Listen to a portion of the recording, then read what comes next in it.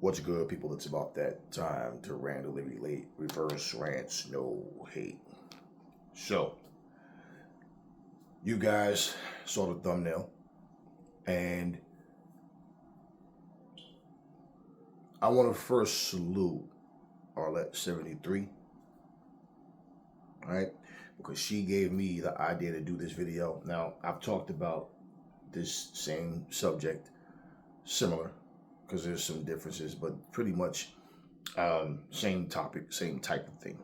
But I expressed that in a video. Okay, and I made the video where I let you guys hear the different scientists and doctors talk about how you can have something in your system that come from something that you drank or ate and you really didn't know. They talked about how they were finding people was dumping prescription drugs into this ocean or whatever, and it was near, like, it was getting in the water, and people was having things in their system, and they didn't even know that those things were happening. That just your regular tap water from your faucet could actually put have something in it, and you're not aware of it. So that video I did, but I salute her for this. Was the comment that she made was a response to something I said in my comment, or even in the video where I'm talking about Floyd Mayweather and how people are saying that basically selective with it. It's like Floyd's guilty, but everybody else is innocent. Or whoever else they want to be innocent is innocent, but Floyd's always guilty of everything. Now, one of the things she said was that he admitted, 2 counts of domestic assault, right? Now, I'm so glad she said that, because this is something, not only talking about boxing, but we was having this same type of conversation with some people last week. Yeah, where pretty much it's a situation where a person is in a position of, I'm innocent, but I look guilty. The odds are against me. Okay? And if I plead guilty, it's a lighter sentence. Okay? If I plead not guilty, I don't have witnesses. Okay? Now, let me explain something. And it doesn't make a difference what level it's on. Okay? When you plead guilty,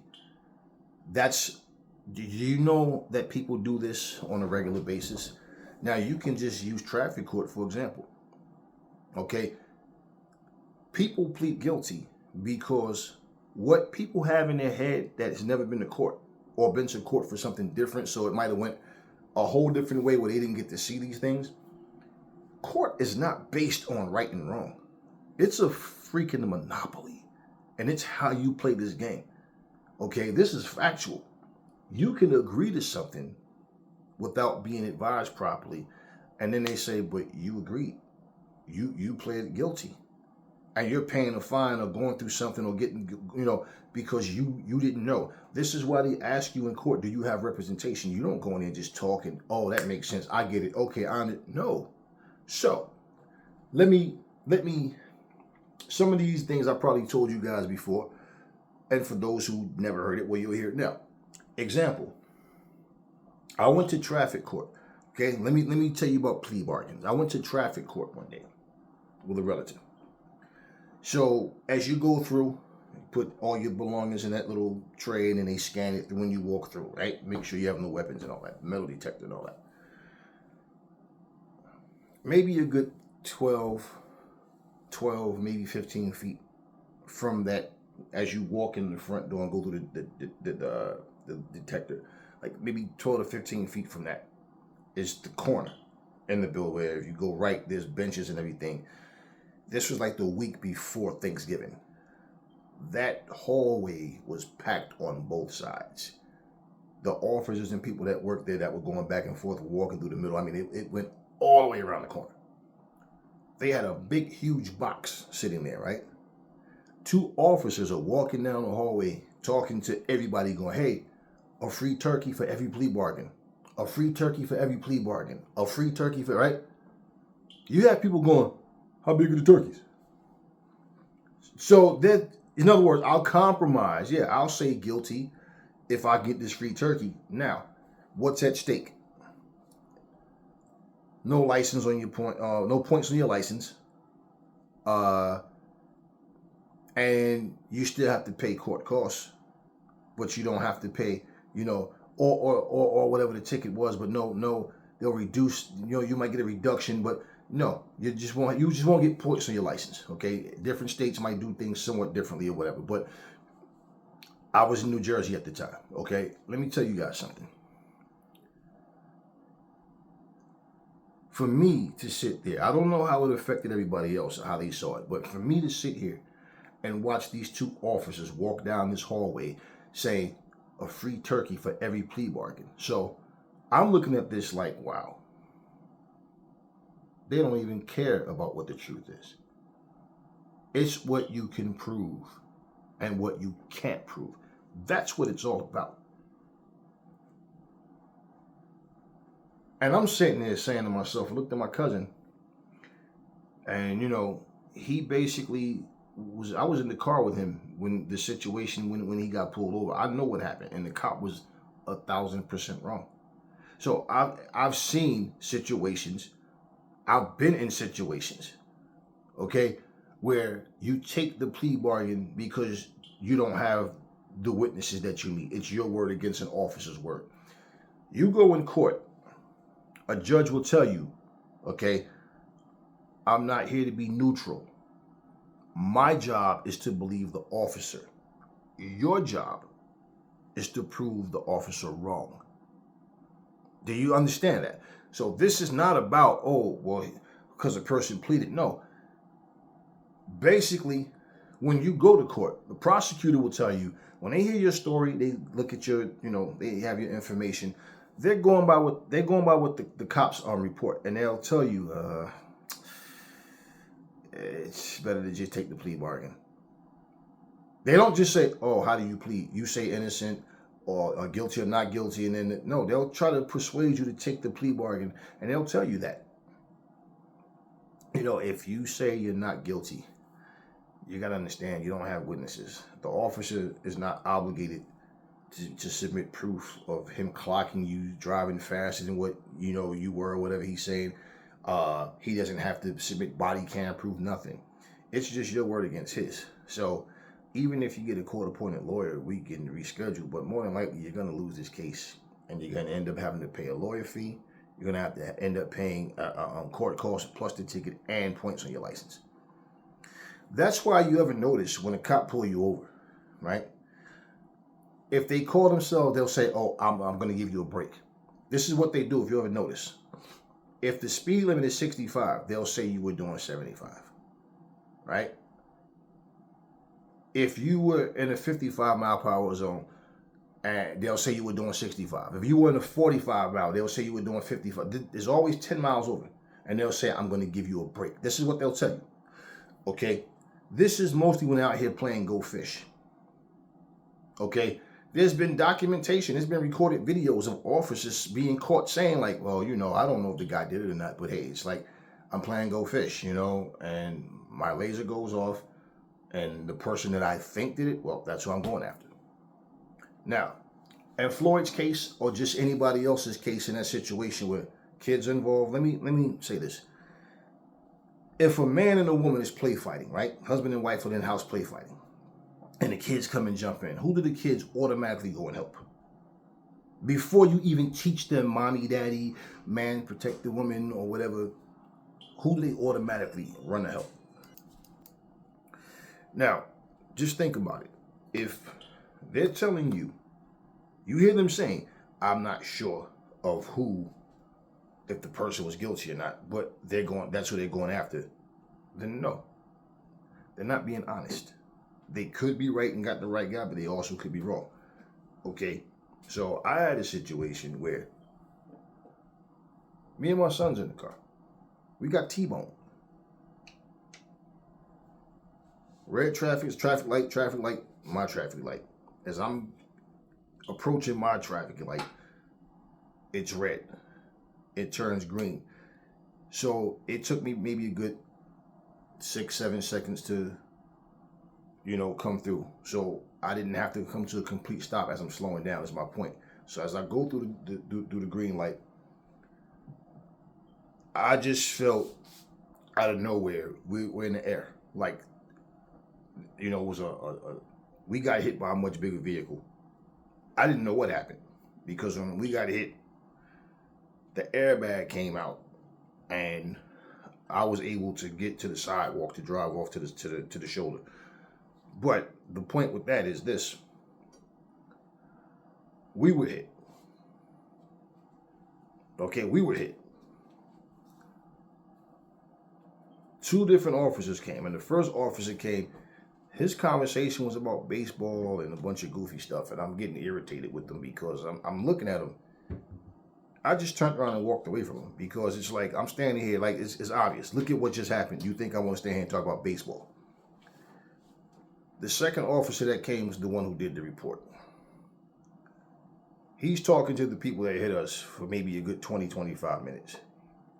My conversation with that officer was like 2 minutes long. But he came to talk to me pretty much with his mind made up of he believed their story.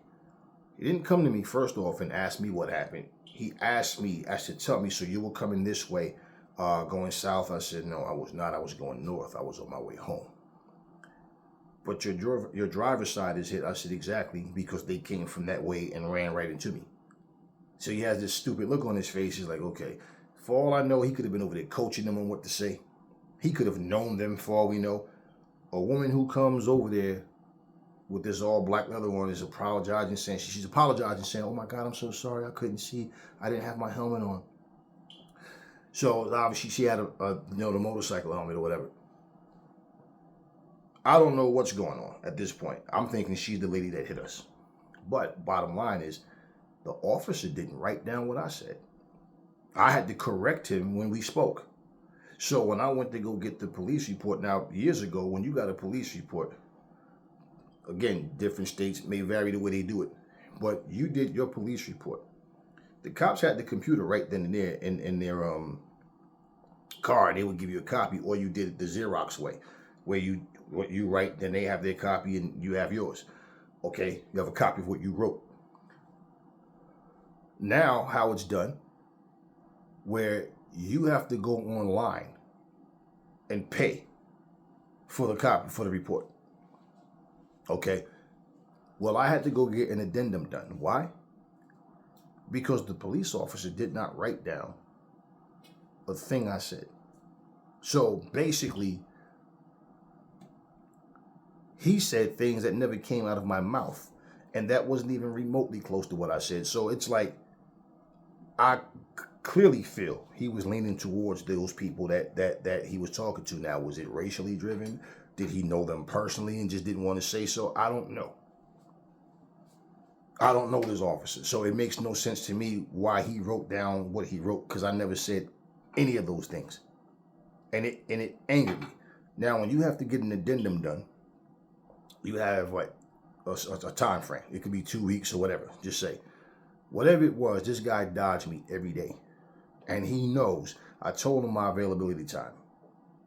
He would call before that, purposely. Let the phone ring one time and then wouldn't answer his phone.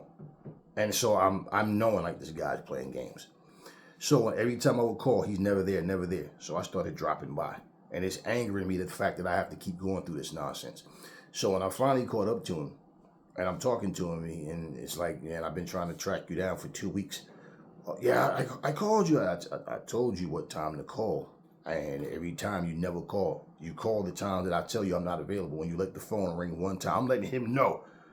Like, I know what he's doing. And I didn't like what he was doing. But here's the thing. His response to me when I said, so how did you get the words you said? I never said. He couldn't even look me in the eye. And he ends up saying to me, you got to understand, man, I can't go and just give a blank report to my, my supervisor. I have to get, I said, what do you mean a blank report? What's blank? What you make it sound like I didn't say anything to you. Like I didn't give you what actually happened. well, I mean, the thing is, that made no sense. A blank report. What the hell are you talking about? Then he goes, well, I mean, they had witnesses and you did. I said, no, nonsense. I had 2 witnesses, my sons. What's the problem? Because they're my sons, they can't be witnesses? What you talking about witnesses? You didn't talk to nobody but me for like 2 minutes, and then it's like you were in a rush to get out. I said, and bottom line, you came to me with your mind made up that you believe what they said. Because the first thing that came out of your mouth to me was you're telling me which way I was going. Not asking, but telling me. And trying to like in your head, you're thinking about what they said versus what I'm telling you. I know exactly where I was going. Now, my insurance company, of course, they're involved. What they told me was plain and simple throughout this process, that your story has remained the same. I told them it's nothing to change. It is what it is. What I said happened is what happened. And they told me the story of the plaintiff was changing every conversation. They kept adding things. They say something completely different this time. They tried to sue us. Yeah, 35 grand. They wanted to try to sue us. And it's like, pretty much your insurance company will drop you when they feel like they don't know what's going to happen. They'll drop you. Okay, so what ends up happening though, I spoke to 13 different attorneys. Every single attorney said the same exact thing.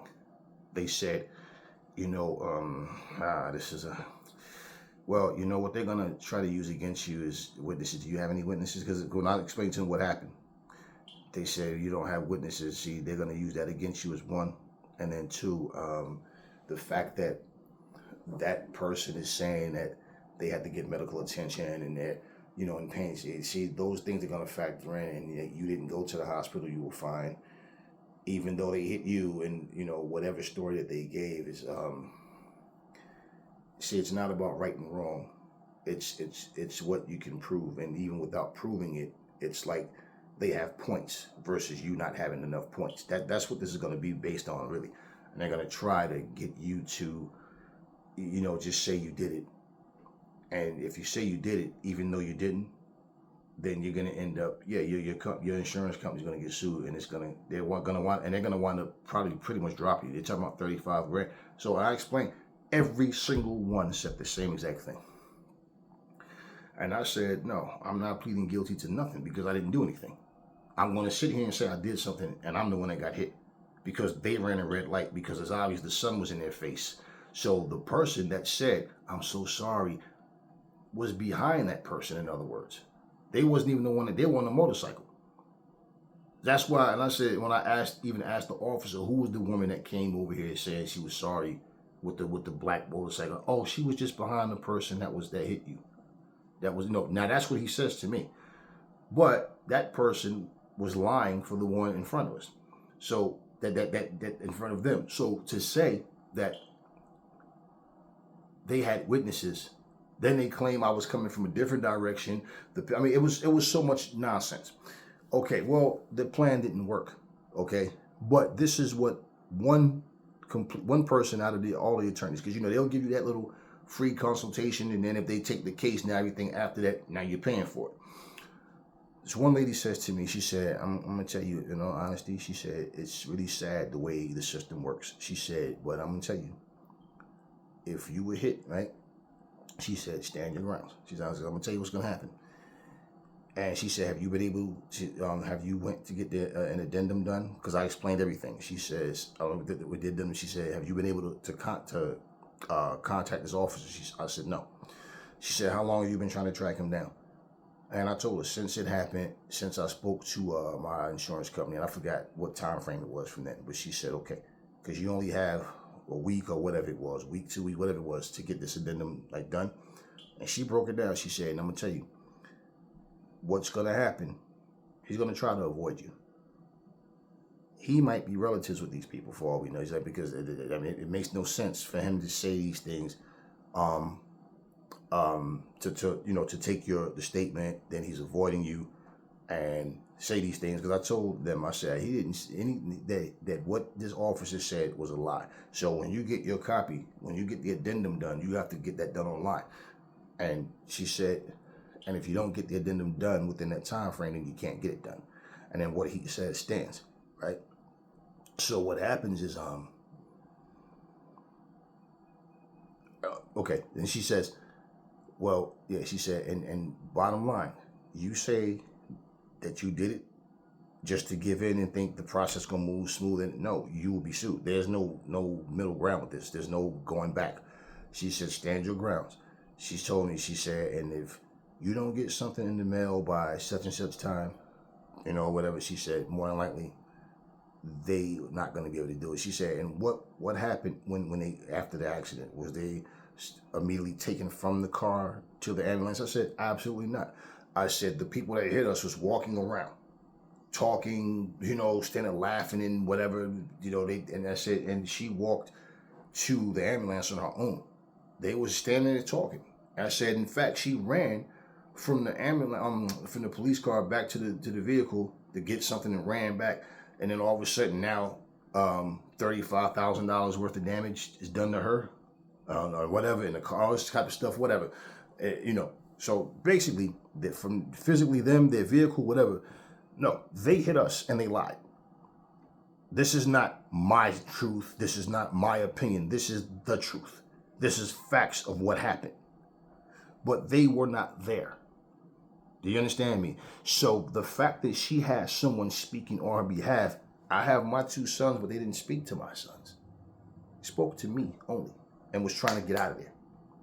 Now, my thing was, I said to the lady at my insurance company, and I also said to that officer, I said, they have cameras on top of those poles. There's no way that we won't have proof if they go check those cameras. And that's all they have to do. My insurance company called them and said that they got nasty with them. Well, someone else called about that earlier. Those cameras are only to send a signal back to base if there's a traffic jam.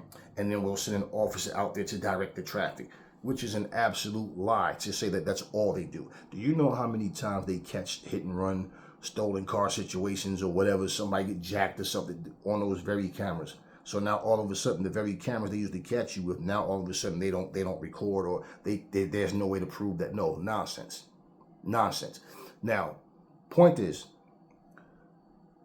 the right and wrong factor in that wasn't even being acknowledged. The cop just wanted to do what he wanted to do. Those people were lying, but the whole trying to sue us nonsense backfired. They didn't get a dime, not a penny. Okay. But this, what I'm saying is, that situation was different because there's no plea bargain at all. Okay, this is either you did it or you didn't, and I didn't. Now, in terms of a situation where you take a plea bargain where, like, I was in court, and I might have told you guys this in the past as well too, in that same video maybe, I don't know. But it just feel like I did, okay? But being in traffic court again with a relative, and I can remember someone else had a case, and I remember the judge saying to that person, you know, I empathize with you, sir. And if I was in your situation, I probably would have did the same exact thing that you did. More than likely, I would have. He says, but unfortunately, the right thing to do is not necessarily the lawful thing to do. And just that alone is like, make that make sense. Right, wrong. So where does the law fall in between? The middle, with the needle tilting towards wrong, more so than right? The right thing to do is not necessarily the lawful thing to do. Think about it. I mean, when you see, you know, people making comments like no good deed goes unpunished, people say, you mean no bad? No. It says no good deed goes unpunished. Yeah. So even to do good, there's some you know, repercussions for in a lot of situations. Oh, I mean, just saying, that's something that anybody could say. If you're innocent, why would you say that you did it? Yeah, that's how I feel. No, I don't want to say I did something that I didn't do. But how many times have someone just took a plea bargain just so they don't get, you know, points on their license and have to pay? You know, you're still gonna have to wind up paying you know, I'm for the ticket or whatever, but just say in court costs. But what I'm saying is the bargaining chips in there is points on your license. Well, who does it work against? Huh? The officer or you? The officer is going to go on about his or her business and go out and give more tickets. Hell, might wind up giving you a ticket again. Who knows, right? But it's for you. Now, in a domestic situation, and you got to always understand something. If the guy that works at Walmart has a domestic situation, it doesn't make the news. Even if it does, who cares? When it's a celebrity, it's always talked about. People pay more attention to it. Now, to get back to the point that I was making, right? If a mother and father are play fighting with each other, before a child even understands daddy's the stronger, bigger, more dominant between the two physically and all, right? Who does the kids automatically run in there and start to help? Mommy. It's just they innately know this. I'm supposed to, daddy got the stronger voice. Daddy's bigger. You understand? Mommy's small and tiny compared to that, whatever. But bottom line is they just know this and they automatically run to help mommy. Okay. A woman will cry and make people feel sorry for them even if they're 1,000% wrong. Now, men, I mean, it's different in this generation with all the crying and little, but men were not really known for boo-hooing and breaking down. And no. So if a man and a woman is arguing, who has the deeper voice? So if a man gets mad, it's more terrifying to the kids than if a woman gets mad. So everything, they don't even have to understand what happened. Just what they're seeing is like, whoa, right? So you're the big bad monster. The mom is not. She, even though she's yelling and raising her voice, she's the one starting the argument, right? There's times when a woman will be hit a guy, and the guy, hey, look, get out my way, move. He's trying to leave. You ain't going nowhere, motherfucker. And she's hitting the guy, and the guy can simply hold her down to the bed or shove her out the way. The fact that he did that, sir, did you put your hands on her? That's considered assault and that, okay? That's assault. Because so all he's trying to do is move her, get her away from him so he can go on out the house. She wants to hit, fight, curse, swear, and he can, whether he hold her down to the bed, whether he shove her to the bed, whether he push her to the bed, like just, okay. Do you understand? It's that simple. It's that simple. So when someone pleads guilty doesn't mean, like when you hear domestic violence, your mind picture, right? No, it doesn't have to be that. He didn't plead guilty off camera. He didn't plead guilty to us saying, yeah, I did it, y'all. No, he pled guilty in court because it's like, hey, the kids, they were scared. They don't know what was, do you understand? So all of this, it's just like, look, just say, for example, look how the laws are set up. Look how people think. When a man and woman has a child, let's say you and your wife, or just say a man and woman work at the same place, or you guys are in the same area, see the same people, right? They'll come up to you as the man and say, what is she having? And you correct them. Well, we're having a boy. Oh, yeah. Oh, not what are you guys having? Like she made the baby herself, right? That's just the way things is. If a man and woman separates, who automatically gets the kids? Okay, so the mindset that people have in terms of the way they see things, it's altered based on what? It's altered based on this is the way the society operates and the way people have been programmed to not only see but accept things. This is why people speak without thinking, and they'll say, well, what is she having? Not what are you guys having, right? So when you see things like that, and you really pay attention to the fact that people are going to always have that mindset unless they see things change. It's like when someone is getting married, and then people automatically just so when you have a bachelor party, man. Like, now, if people really know you, they know who you are, and they don't ask that question. Why? Because they know you. They know you're not like that. You're not going to do that, right? This is what I mean. We see things the way we've been used to seeing, other people act. So we see certain situations, we see the outcome, but we don't know the information that went on to get to that outcome. And yes, often, okay, all the time, people are taking plea bargains to lighten their load. Okay, let's look at this guy, Jonathan Majors, right? It was looking bad for him now, wasn't it? And he lost sponsors. He had people that was working with him that didn't want to work with him. I mean, he lost a lot.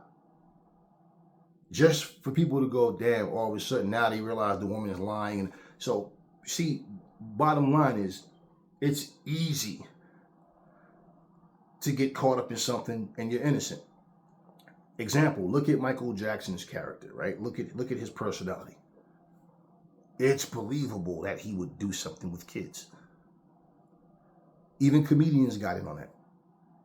What grown man gonna be walking around here with kids, man? What grown ass man gonna be walking around here? Got giraffes and got a little playground and all this stuff in his house, little amusement, all of these things that they were saying. And what starts happening is everybody starts jumping on the bandwagon and they start to, yeah, you're right, yeah. But you see, what we all have in common is the one fact is we were not there. But if you gather information, the only information that we're gathering is what we're being told. There's nothing for us to research. Do you understand? So here's a situation, we're being told something. But when the parents of these people came out years later and admitted that Michael Jackson never did that they told the kids to say that, they lied. Okay? Mike's gone now, but how many people reached out to his family? How many people made little video packages to personally apologize to that man's family? How many? How many? Because everybody had something to say when they were saying guilty, guilty, guilty. And the more he said, I'm innocent, the less people believed. Now flip the coin. R. Kelly, on the other hand, urinating on these and having sex with underage girls. So all the things about locking people up in cages and all this kind of stuff and whatever. Now, the thing with R. Kelly was, women were saying, I don't care, I still give R. Kelly some. I clearly remember people saying this stuff. And they were even defending him, saying, oh, them girls know what they doing. They out here throwing their little, they throwing themselves at these celebrities, but now all of a sudden, because he's hot right now, he's on top of the charts. Oh, they just trying to get money. So now because it's R. Kelly, because you like R. Kelly, he's the newer guy. Michael Jackson had been around forever at that point. But bottom line, it's like, now all of a sudden, R. Kelly's innocent because you want him to be. Okay. When R. Kelly fell apart in those interviews, crying and jumping around, that little gray suit on, and you saw, like I said, it takes certain things to happen, and you snap back into reality. You see just how human these people are. That's all they are. Okay. R. Kelly ends up going to jail. Okay, he goes to prison. So let me explain this. Yes, these young girls knew what they were doing. But at the same time, R. Kelly's a grown-ass man. He's a grown man. He knew what he was doing too.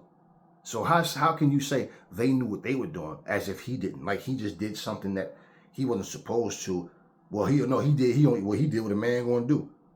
Well, he didn't do what a man going to do with a woman. He did it with kids.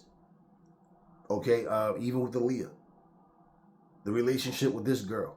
And she was a teenager. He's a grown man. Way older than her. But you see what I'm saying is, like, some people get a pass. Now, you compare Mike Tyson to Floyd Mayweather. Mike Tyson admits about the lifestyle he once lived and said he hated the person he used to be. And he said he don't like to think about a lot of things he did. Mike Tyson gets high so much that Mike says different things at different times. You might hear him say, people ask him, I've heard someone ask him what would he change about himself or things that his life. He said nothing, because if he didn't go through those things, it would make him the person he is today. I hear all of that, but I doubt very seriously that I need to go to prison. I need to be basically considered a rapist or anything else for me to become a better person. Now, the fact that he went through those things. Now, here's my thing. Did he actually do it or no? Because he went to jail, just like Floyd did. But did he do it? I don't know. I wasn't there. Based on the information, what's her name? Desiree Washington. She very well could have been lying, but she could have been telling the truth about certain things. You understand what I mean? He may have did it, but maybe the way she said it happened, it happened. Who knows? I don't know. I don't know. But even look at his behavior after he got out of prison. Remember the interview he had with the woman? And she's talking to him, and he goes, well, I usually don't talk to women unless I'm fornicating with them. So, unless you're willing to, you shouldn't be talking to me. And this is the all praises be to Allah version of Mike Tyson, right? So what I'm saying is, and here's a guy who said, Mike Tyson admitted to doing a lot of things. One of the guys from Wu-Tang, I can't remember which one it was. Was it You God? Might have been You God. One of the Wu-Tang members said that Mike Tyson robbed his mom.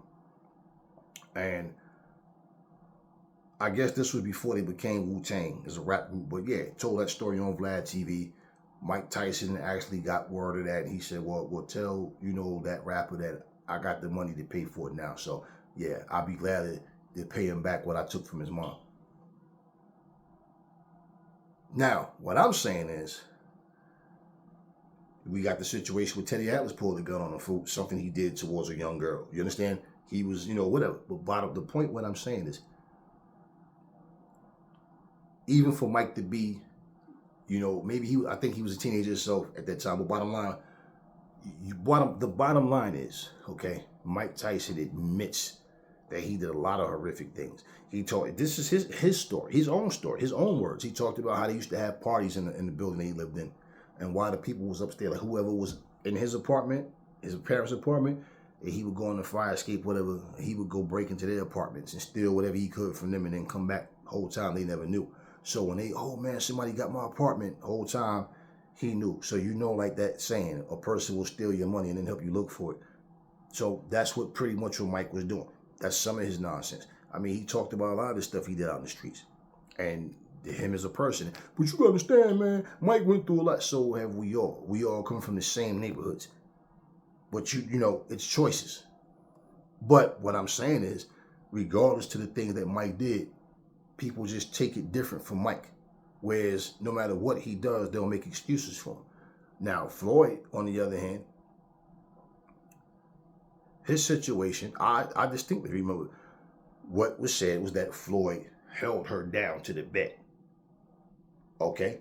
And like I said, when a woman is trying to hit you and all this stuff and throwing stuff at you, this is still considered assault. Why is it not assault if a woman is hitting you and throwing things at you? But you're a man, okay? That means it's not assault. For that matter, I'm 253 pounds. If a guy 126 pounds is trying to hit me, and let's say his little blows aren't affecting me at all, is it still not assault? So, okay, somebody can try to shoot you, right? They can miss every shot. That's still assault with a deadly weapon, right? What are you going to say? Well, he missed, so we're not going to send him to jail. Oh, because the bullets missed, because he didn't connect. Now it's not a crime anymore. It's not assault. So, then this is what I'm saying. When you have situations like that, and then especially when kids see certain things happen, they don't understand exactly what's going on. All they know is mommy and daddy getting into it. So for that man to take the plea bargain, now I never said he was innocent. I'm just saying we don't know what happened. We wasn't there. And I know people take plea bargains because the plea bargain is going to give you a lighter sentence, and basically it's to lighten the load of troubles that's waiting for you when you fight it. The amount of money that you're going to wind up wasting. Why do you think, for example, if a nurse, a fireman, okay, a truck driver, okay, a restaurant owner, why do you think if they get arrested, their bail is like $5,000, right? Just say, for example, for something. A celebrity gets arrested for the same exact thing, and their bail is like $500,000. Why do you think that is? So when you talk about this monopoly, that's what it is. This person can afford it. And regardless, you're going to make bail. And if you're innocent, but you're in a situation where your own attorney is telling you it's best to take the plea bargain. You understand? Then where does that put you? And they're going to explain why you take the plea bargain in this situation. When Johnny Cochran was alive, why do you think so many people was running to Johnny Cochran? And you always hear people say you need to get a good lawyer. Why? You need somebody that even if you're 1,000% guilty, this person knows, he knows the laws. He knows how to pull the resources to get you from going to jail. That type of thing, right? You have certain lawyers that said they drop certain clients because it's like, I know this person's guilty. And the fact that for me to represent this person and have them walk free for what they did, I couldn't live with myself. Most people are not going to do that because hey, it's how they feed themselves. They're like, nah, the hell with that. I'm just doing my job. Do you understand? There's more to it than just what we see. Now, example, there's a movie. Now, you know they make movies and they base it off of real, actual incidents. There's a movie, I just know Kelly Rowland from Destiny's Child is in this movie. She's playing an attorney. Now, in this movie, this guy is a bit of a fetish freak. He's a narcissistic person. He has like a really huge appetite for like sexual shit with the females, and also he does things like he like menage a trois and all this stuff. He paint portraits of the females that he show favor to, and then put the photo up and all that. So when they wake up in the morning and stuff, or however, you know, it's like he does these things as a sentimental thing, and it like wows them and all of that. So basically, a woman had accused him. He had been accused of killing this woman, and because of his arrogance and the way he is, he looked guilty. So you get the feeling watching this movie that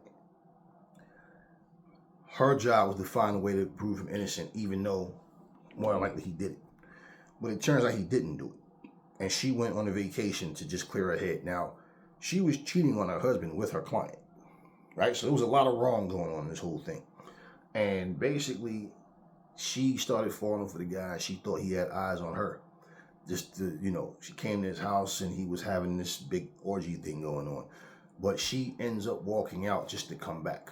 So now she's cheating on her husband. So to try to make things right with this guy to go free to do her job, which she fought the case tooth and nail. And it got to a point where she was about to walk away from him and tell him, get your own lawyer, right? She was telling him that, but they wound up linking back up. Well, when she went on this vacation, the woman that they thought he killed, accused him of killing, she saw her there working as a housekeeper. I think, and she went to the Dominican Republic on a little vacation, right? Well, basically, it turns out there was a lot that went on because the guy that she was married to, his family was crooked and was trying to set her up to kill her. It was a lot going on. But the point that I'm getting at with the movie situation is the guy's character was so brash and so he was such an asshole. It seemed like, yeah, he probably did it, but he didn't. The lady never was killed. He was actually set up. You understand what I'm saying? So the way the movie went, as I said, it seemed like it was more like, even though he's guilty, she is going to have to find a way to prove his innocence. And the fact that he had feelings for her and she was cheating on her husband and all this kind of stuff with this guy, it was a lot that as you're watching this, now, some people may have felt different about what they think the outcome was or whatever, but bottom line is the outcome was he was innocent. Okay. Now, here's art imitating life. And, you know, this is part of what I'm saying about how people are judged. I have a no-nonsense type of character and personality. That's who I am. Doesn't mean I don't have a sense of humor. Don't mean I don't like to laugh and have a good time and all, right? But if people, the less people know about you, the more they have to say. So people looking from the outside looking in will think they know me based on what? You know, Oh, he's an Aries too. Oh, I know all about them Aries. No, I'm one person. Don't compare me to other people. Don't think you know someone when you don't. But people don't understand because you get complacent with the way you see things. You get complacent with what you hear. And like I say, we were not there. Right? And that's the reality. But in terms of, like, for example, when we make assessments of situations like giving boxing news, we can take different times and videos and tweets and things that fighters say, and we can, hey, look, on the 15th of May, you said such and such a thing, right? But in April, you said something completely different. So now you're saying this and that. So you're getting upset because you said these things and people are calling you out. So we have information that we can use. When we don't have information, for example, when Conor Ben was being accused, right? And he found something in his system. The first thing that we heard was he was taking a woman's fertility drug. And the explanation as to why a man would take a woman's fertility drug was presented to us, right? And then pretty much he denied that. And he denied it more. And his dad, denied it. Then we got the 30X excuse. So it's like, okay, which is it? Now we went from hearing about a woman's fertility drug, which is what they said they found in the system, to 30 eggs. And then we said the more he talks, the worse he looks. And he's trying to defend himself with anger and aggression. And then all these tears it's like, look at your story. Listen at what we're hearing. How could you not think that? You look bad, right? So, yeah, to not say anything, especially if you can't approve, like to say, I hope that the apology is allowed as a disrespect. Well, what did you say that should have changed our minds about anything? What should you have said? What could you have said that would have explained anything? Your excuses. Now, the women's fertility drug is what was found in your system. You claim you don't know how it got there. The 30 eggs, well, that was your story. They didn't say anything about eggs before. You didn't get the same effect. They didn't have 30 eggs, didn't give you, that's not what they found in your system. It was the woman's fertility drug. Now, let's look at Alicia Baumgardner situation. I said, I agree that Alicia should just leave, don't say nothing. She said she's going to prove her innocence. She's not worried about anything, and she's going to keep doing what she's doing, and the truth will come out. Okay.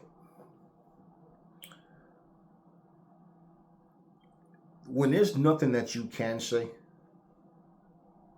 there's nothing that you can present to show, nothing physical, nothing to say, okay, this is what I took, or this is what I've been taking. I've been doing this all my career. I don't know what's different now, whatever. Like, there's nothing that you can prove.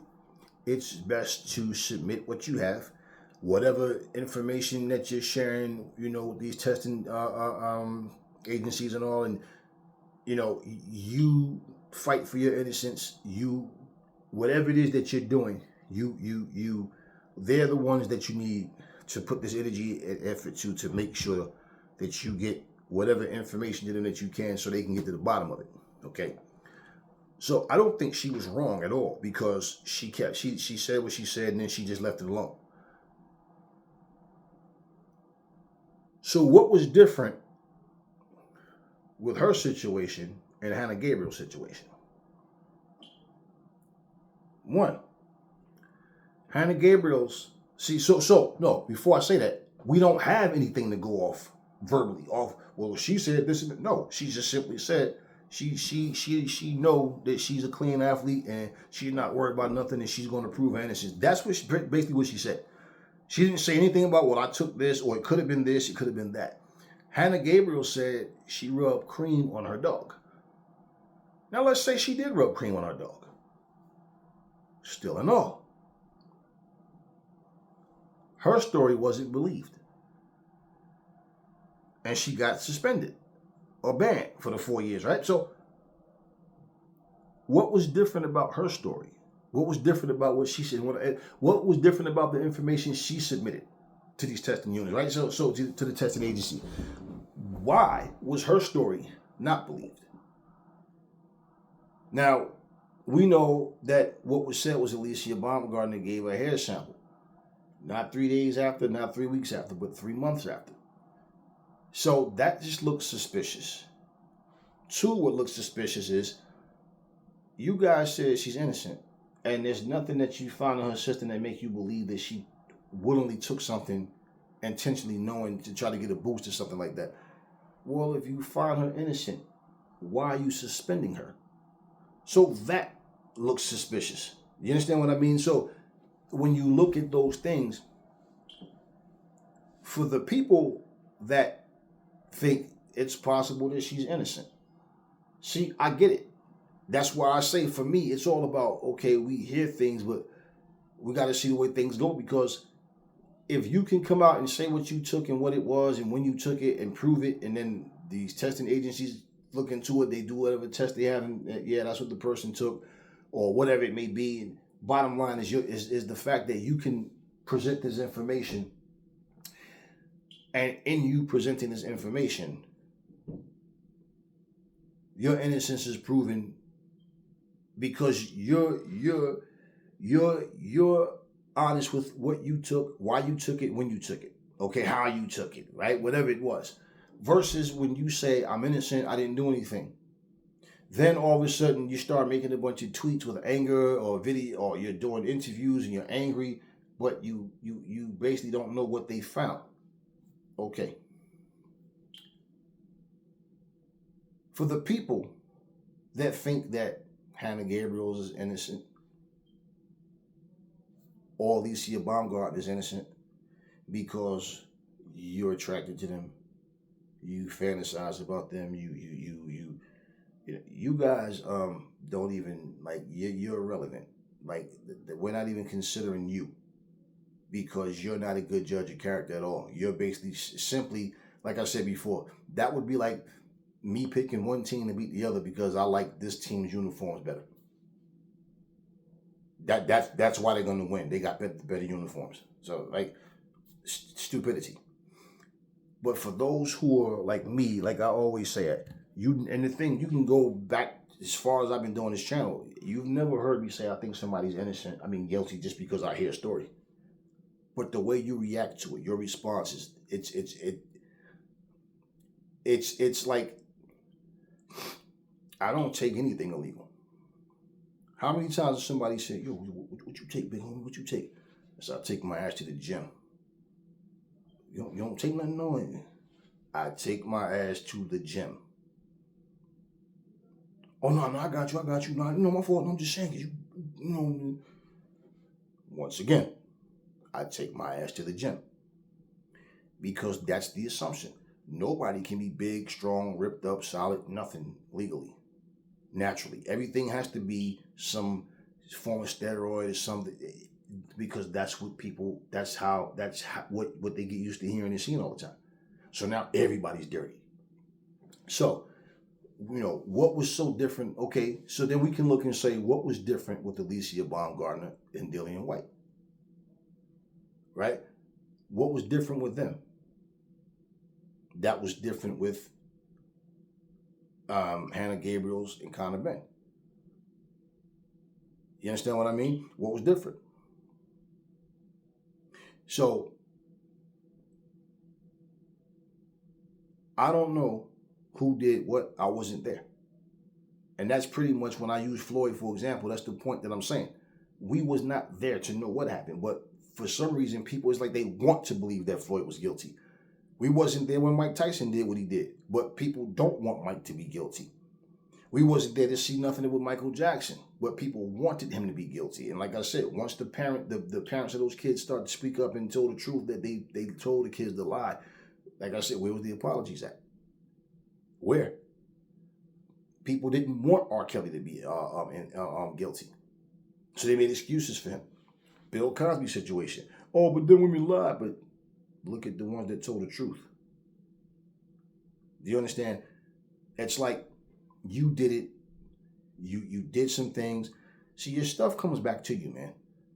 And people don't understand that. I don't care nothing about you being a fan or not being a fan. I don't have to like a person to respect them. And I don't have to like a person to want to see justice served. Who should be, if you listen, to live your life as a good human being and you're respectful and mindful of others, and why would you want to see a good person, get buried because for some reason people just don't like them? So at the end of the day, that's what I mean when I use Floyd, for example. So for anybody, if you hear me reference Floyd in the future in that same type of situation, that's what I'm saying. We don't know what Floyd did. I wasn't there. How can I tell you what he did or didn't do? What I'm saying is, Floyd says, no, I know what the story, what I got, that he held her to the bed. Okay? But the plea bargain part is what I'm saying. Mike Tyson, he pled innocent. He still went to jail. Floyd took the plea bargain. Okay? Rape and assault are two different things. But you're still going to do time either way if found guilty. You understand what I'm saying? So for Mike to go, and you got to understand too, like I said, the simplest things can be assault. You can throw an acorn at someone. Pop. That's assault. Like literally assault. You can take a towel and pop some. That's assault. So you understand what I'm saying? The same way, Desiree Washington claims she was hitting Mike Tyson and whatever, and he wasn't bruised or this and this. Now the part about scratching him and all that, and he don't have scratches on his face. I mean, come on. Floyd Mayweather's baby mom or whatever, she wasn't busted up and bleeding him and all that, whatever. No. But what I'm saying is, even when you start looking at things, they start talking about something like, if I curse somebody out today, now all of a sudden this person starts saying, 3 months ago he cursed me out, 2 years ago, or whatever, right? So what I'm saying is, when you get a story, you got to understand too, the news are storytellers. The news anchors aren't there. They don't know what happened. They just go by the story that they give. And then they get a history check on this person and they start to put a story together. So when they bring you the news, they're trying to intrigue you to more than just what actually happened. What happened could have been 5 seconds. And that 5 seconds could be the reason you spend a year in jail. But the news will give you a 5-minute story off of something that lasted 5 seconds. So this is why I do these things. Look, I work with kids, I work with different people, families, all this type of stuff. I know it's easy to look guilty, even though you are 1,000% innocent. Then you have scumbags that are guilty, but they get the right lawyer and they walk free. So, question. Is Alicia Baumgardner clean? Is she innocent? Is Dillian Whyte clean? Is he innocent? Is Hannah Gabriels clean? Is she innocent? Was Jarrell Big Pharmacy Miller clean? Is he innocent? Okay. Was Conor Ben clean? Was he innocent? Everybody I just said has different elements to what happened, to their case. Dillian Whyte, he took the same route as Alicia Baumgardner. He said, I don't know what they found. I don't know nothing about nothing. I know I'm innocent. I didn't take nothing. Just saying. Evander Holyfield, when they said that he had a hole in his heart. And I heard all these stories about him saying God healed him and it was a miracle and all or whatever. Holyfield said he never said that.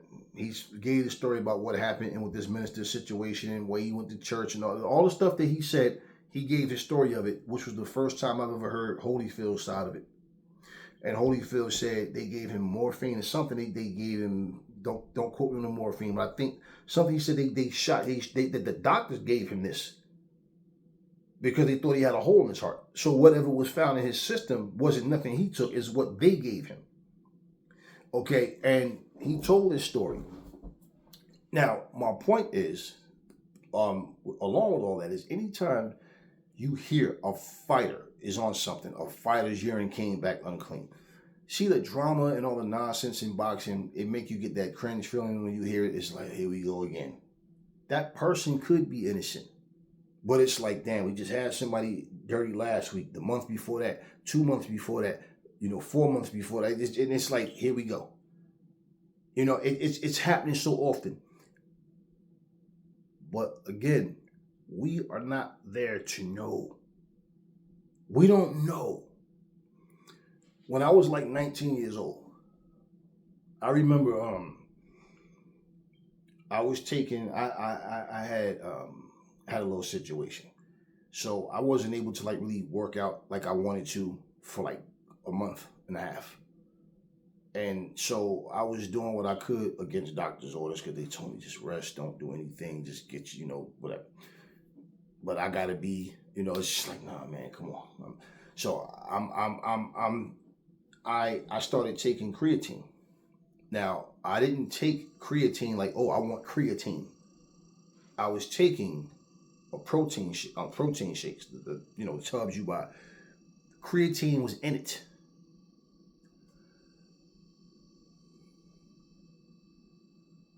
Let me show you guys something. Let me show you something. You see this right here? Because I want you to see the size of it. Now, me holding this up, you can see it's pretty damn big. This is the equivalent of 8 glasses of water a day. Ever since we've been kids, right? The doctors always say, drink 8 glasses of water a day. As a kid, it's very difficult for you to do that because you got to get up and go to school, and you'll be getting up every hour because you got to run to the bathroom. Then you're in school, you got to keep going to the bathroom, right? Then you got kids that wet the bed, okay? When you work a job, you can't always get to it, right? So I make sure that every day, before the day is over, before the night, before it gets too late, bottom line, I make sure I got eight glasses of water in my system every day. That's the equivalent. When I was taking this, the protein, I was drinking water the same way. I was drinking water, but not the same way. Whereas, see, with creatine, if you don't flush it out your system, it'll show up strong when you do blood work or urine sample, right? Now, I was taking enough to where I wasn't getting cramps because creatine, people that was taking creatine was getting cramps on the regular because they wasn't flushing it out their system. I wasn't taking creatine for any illegal advantage, nothing like that. I was taking the creatine because it's protein. And because of the way your days go, most of the foods you're not able to eat. Like for me, I should eat 5 to 7 meals a day, which I do now. But because of my work schedule, I'm able to do that. But certain jobs you work, you can't do that. And the thing is not to just to do it, but consistently. So when I'm taking this, I went to the doctor, just did my regular annual, and he told me your creatine levels is really high. And I told him what I was taking. And it was basically, it wasn't like straight just creatine. It was like I said, it's in the protein powder. So that's why now, if I was to take any protein, it would be like just plant-based protein. It's not the best tasting thing in the world, but yeah, as like I said, it was never to try to gain any type of advantage any kind of way. But I needed that because for me to substitute that with not being able to eat 5 to 7 meals because of my work schedule at the time and things like that, yeah. And that's what I'm talking about, man. I'm a 253-pound guy, man. I'm not some little small dude, and I work out very hard, so you got to keep the body nourished properly. Now, my point is, right, the same way my doctor told me that, and he just said, yeah, he asked me, are you getting cramps? And I said, no. So he told me, yeah. So, okay, you're consuming enough water to not get cramps, but yeah, try to drink more water. And I did. And I continued the same thing. And when I went to him again, you know what he told me? That, yeah, my levels weren't high at all. And I was still taking the same thing the same way. But this is what I'm saying. Now, because of the situation, my point is somebody could have something in their system the same way that showed up. My mind wasn't thinking about that. I wasn't trying to hide anything. I wasn't thinking about that. When he told me that my creatine levels were high, I automatically knew where it came from. But see, that would be the difference in what I'm saying. When a fighter can't pinpoint, well, nah, you know what, I'm taking this or I took that. Yeah, and that's where it was. He told me how to handle that. But once again, if I'm going to get in the ring, I'm understanding what to put in my body and what not. Okay, how long does something stay in your system? This is what I took 5 months ago. I want to make sure it's completely gone. I will not take this anytime soon. I don't want to take it at all now because I don't want this in my system. I'm not looking for any cheat, anything like that. And whenever a fighter is extremely muscular, now, if Dylan Whyte was caught taking something, what you think happens with a guy that's really ripped up now, really muscular? You understand what I mean?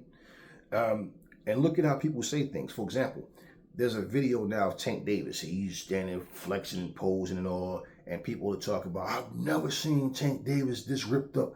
Yo, this dude is serious. He's going to hurt people. Yo, Devin Haney, Shakur, y'all better stop playing with him. Blah, blah, blah, blah, blah. Yo, this dude is ripped. Yo, he is massive. Blah, blah, blah. I thought you guys told Anthony Joshua he has too many muscles. He needs to lose the muscles. This isn't bodybuilding. This is boxing. But for Tank, it's different.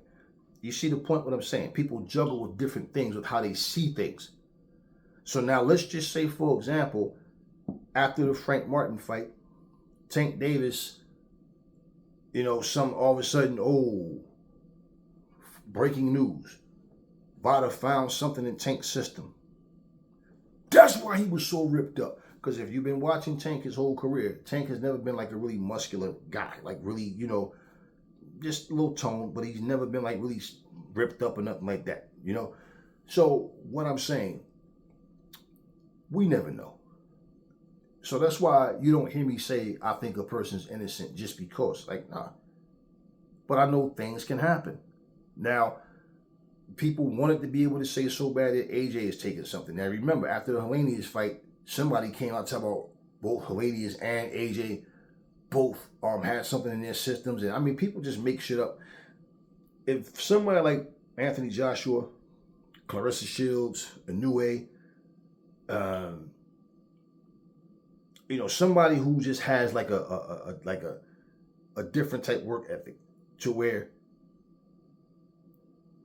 there's no point in time in their career where you can look at them and say, I think this person's taking steroids or I think this person's on something. But to hear that, it's, people are people. But what I'm saying is, like, for them, all these years, don't you think you would have found something by now? So what I'm saying is, even for them to, like, let's say if something happened with either one of them three, it's not about if I like a person as a fighter or not. And like I said, I don't know who would do what, especially there's millions of dollars involved in this sport, big money. Who knows what a person would do? But what I'm saying is, looking at their track record, looking at their personality, aside from the people that hate them, and I'm not talking about no fanboy stuff, I'm talking just looking at a person's integrity, the way a person, what they stand for. And, I could understand somebody saying, let's see what happened. That's what I do with everybody. I always say, let's just hear what happened because, it's just like I said, it's always with boxing. Here we come again with another fighter pop dirty. But let's see what happened because I'm not quick to say, I think that person did it. But again, how you defend yourself, what you're saying and doing, that all plays a part. But for somebody who they're always, something's going on the negative side. And then this person fails not once but twice, 3 times. 4 times. It gets to a point where you're like, all right, hold up. What is this? Like, why you keep finding yourself in this same situation all the time? Something has to change, right? We don't know if these people are actually innocent or not. We can feel a certain thing, feel a certain way. And let me say, I've never, because of Alicia Baumgardner's physique, thought she was dirty or nothing. No, it's just hard work. And I believe that she just dedicated to like her craft with that. And she more than likely, because if you see her in between fights, she still stays well toned. So I believe she's a person that just takes pride in her physique. That even if she wasn't boxing, she'd probably still, work out and stick with the workout exercising thing of it to keep her body the way it looks. So, everybody that takes steroids or something legal ain't necessarily muscular. So I never looked at her and thought, oh, I think she's taking something. And like I said, I felt like, look, anybody, like I said, if you can't bring the proof that you need, then it's best to not say anything. Talk to the people that it matters that you're talking to, that the ones that's testing you and all. Talk to those people, prove your innocence. When you can't prove something, like, again, we go back to Glovegate and all that. I'm the guy that told you he has no proof.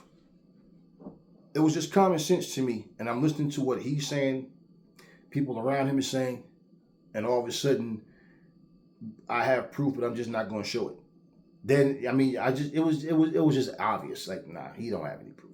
Tyson Fury, remember now, had people coming in my comment section telling me Fury's going to jail. You just wait and see. He's definitely going to jail. Yo, he's dirty. He's this. Never told you Fury wasn't dirty. I said Wilder has no proof. The things that Wilder's saying can't be true. Because for him to say he has proof and he has a dent in his head due to an egg weight and blah, blah, blah, you guys don't ever look and say, what happened to the dent? What happened? A dent is not in your flesh, okay? It will be into his damn skull. What happened to the dent? All this stuff that we hear, all these things, it's different going off what people are saying, okay, versus what they're not saying. When you look at it, Wilder went through all that, just ended up saying, I'm going to go to my grave knowing in my heart what happened. But it's hard to convince people when you don't have proof. That was his words. Yet people made excuses still. So when I say he has no proof, I was wrong. Just for him to wind up saying the same exact thing I said, he has no proof. So this is the stuff that I'm saying. And a situation like this, especially though, you gotta, like with me, man, I always want to make sure that I'm spot on if I say something. If I don't know something, I'll tell you I don't know. Like a perfect example, people ask me about what do I think about the Richardson-Hitchens fight. I didn't see the fight. I saw the highlights. And I can't give you a proper assessment from the highlights. The highlights I saw, they both landing good shots. I seen Hitchens get hurt. The guy he fought, saw him hurt him. And,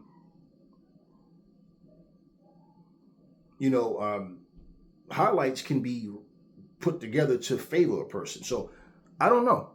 I can't give you a proper assessment off those highlights I saw. So and the reason why I even like that, we know that Clarissa Shields was commentating, and that event is where she confronted Baumgardner at. But I didn't see the fight. Now, for me to go and watch the full fight, then I can give you a proper assessment. Now, I heard the commentator say that this is disgusting, like this is a disgrace, or but basically to both of these fighters, he said I can go with 115, 113, but 117, 111 is like definitely a highway robbery. Now, I didn't hear him say who he favored. Was it Hitchens or was it the opponent? But reading comments, man, like probably 98% of the people said Hitchens lost. I'm not going to make a video on a fight that I didn't see. I'm not going to make a video on a fight that I didn't see and then make an assessment based on what people are saying. They could be right that he really lost the fight. I don't know. Now, I can tell you, Hitchens was talking a lot of shit before the fight and saying the guy fought nobody, he fought all bums, he struggled with bums, and he's on a different level. And he basically said he expected the fight to be a walk in the park. Then after the fight, he gave the guy props and said how, and sitting back in the locker dressing room, whatever, he sat there and said how the guy came to fight, man, yo, you can't take nothing away from the guy, yo, the dude got dog in him and all this and this, and he got more knockouts than I got fights. Okay, you wasn't saying all that before.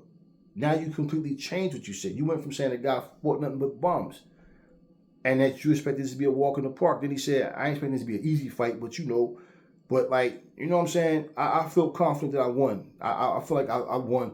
Then he said, I won. I feel like I won a unanimous decision. It was a close fight, but like, no. There's no such thing as a close unanimous decision. Okay? He gave you a much better fight than you expected. Okay? A unanimous decision, if one fighter won every single round, or 10 out of 12, or 8 out of 10, just say, and let's just say that the rounds that he won were close, but he won. The opponent came to fight. Okay, it's no such thing as a close unanimous decision. I know what for Hitchens to say that, it's like, no, either you won or you think the fight was a draw. Because to say I won, it was a close fight though. Now you can have a unanimous decision, like I said, where a guy, if the judges are saying he won that round, he won every round, but every round was super close, right? That's possible. Okay, but to me, what I'm saying is his confidence sounds different from before the fight to after the fight. You understand what I'm saying? So you give the guy credit for coming to fight, but you say he fought nothing but bums, and that you thought this was going to be a walk in the park, and it wasn't. But the majority of the people that's saying he lost, now, for the people that really think he lost, okay. You got people that might feel like he talks too much, and they just wanted him to lose. I don't know.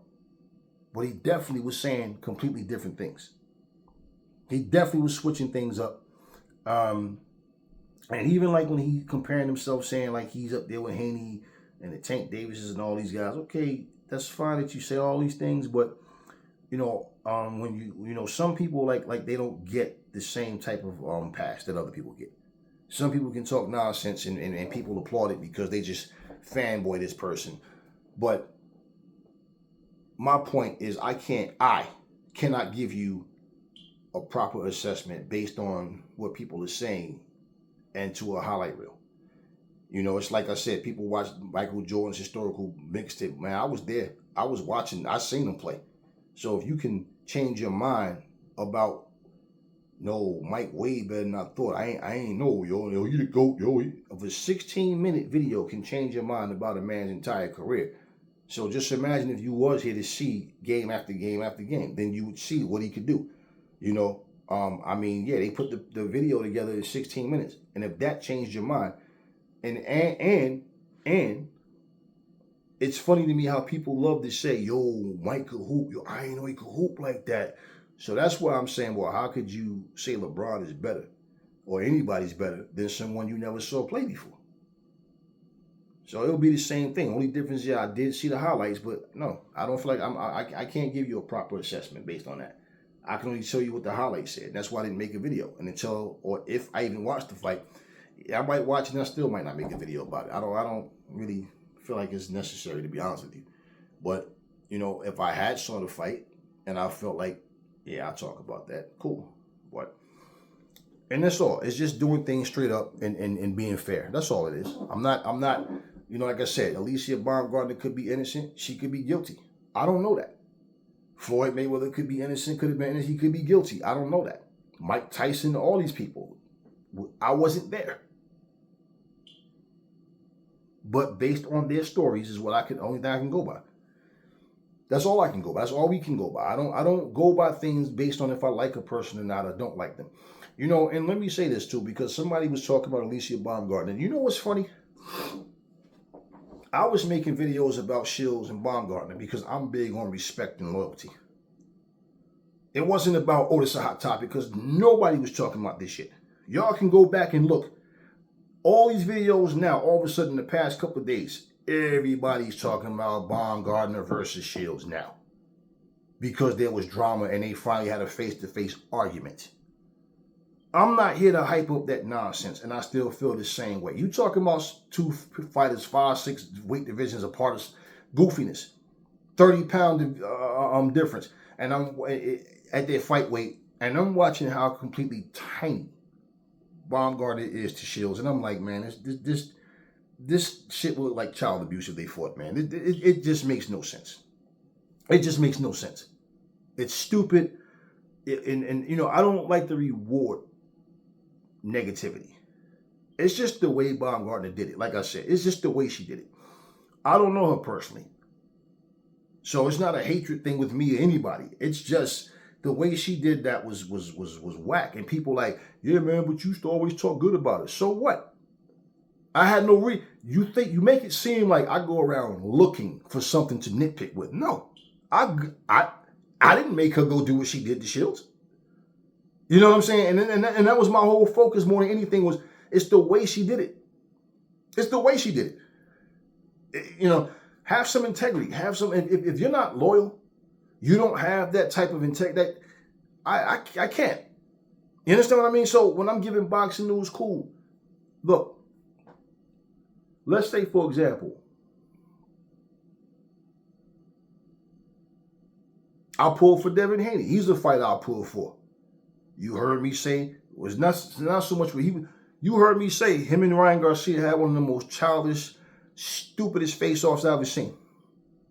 Did I not say that about both of them? You heard me talk good about him and Haney. I'm looking at what you do, but you also heard me get at Devin on Bill Haney. You heard me get at Devin Haney. So what? Because I like the move they're making. And promoting and getting Devin out there, the fact that Devin's dedicated and Devin's out there trying to fight nothing but the top guys. So I'm not supposed to say anything different. When I see them moving wrong or moving in a way that I just feel like it's not honorable, same way. So it's my point. Because look, as a fighter, Alicia Baumgardner is a good fighter. And the fact she takes care of herself, she keeps sharp, stay in shape, and, you know, she goes in there and she you know, she's a good fighter. I'm supposed to act like I don't see wrong. When I identify with something that's wrong, I'm supposed to just, well, I'll talk about it if this person do it, but not her, because I like her as a fighter. No, it has nothing to do with it. So this is my point. I'm not being biased to anyone. And I never have been.